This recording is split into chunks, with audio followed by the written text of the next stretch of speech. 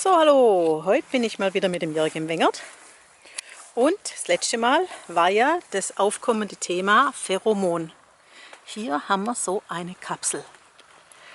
Mit diesen Kapseln will man einen Schädling verwirren, nämlich den Traubenwickler. Der legt seine Eier an die Traube ab und dann gibt es in der ersten Generation einen Heuwurm.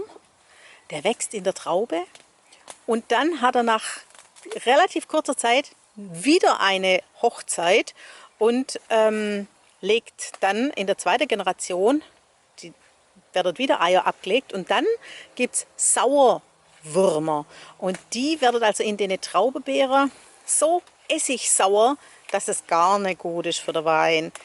Deswegen möchte man diesen Schädling nicht haben. Aber statt da zu spritzen und chemisch drauf zu halten, macht man das anders. Das ist so, die Männler, die müssen immer genau riechen, wo das Weible ist, damit sie Hochzeit halten können und es eine nächste Kindergeneration gibt. Und durch diese Kapseln wird genau der Stoff verströmt, den die Weibchen absondern, um die Männler anzulocken.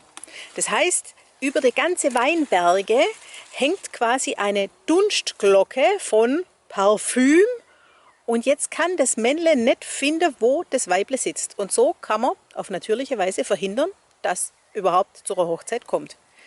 Man könnte es ein bisschen so vergleichen.